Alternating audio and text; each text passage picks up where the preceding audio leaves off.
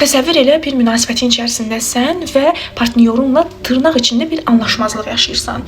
Məsələn, sən sabahın xeyir, ömrüm mesajı yazmısan və partnyorun qarşılığında sadəcə sabahın xeyir yazıb.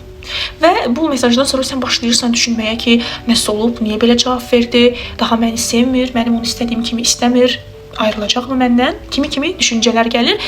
Və yaxud da başqa bir ciddi bir konflikt olub deyəlim aranızda və sən istəyirsən ki, konflikt həmin an həll olunsun. Tez həll olunsun, çünki daxilində qəribə bir təşviş, narahatlıq yaşayırsan və normalından artıq dərəcədə partnyorun üzərinə düşməyə başlayırsan.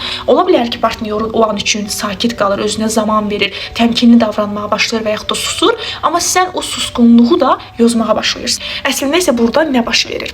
Psixologiyada bağlanma stilləri deyilən bir anlayış var. Yəni, güvənli bağlananlar, bir də var güvənsiz bağlananlar. Bu davranışlar da daha çox qayğılı bağlanma stilinə oxşuyur. Qayğılı bağlanan insanlar konflikt və yaxud da məsafə hiss edəndə daha çox bağ qurmağa, daha çox yaxın olmağa çalışırlar. Çünki onlar daxillərində o qədər təşviş, narahatlıq yaşayırlar ki, əslində daha çox bağ qurduqca daxillərindəki o təşvişi yatızdırmağa çalışırlar.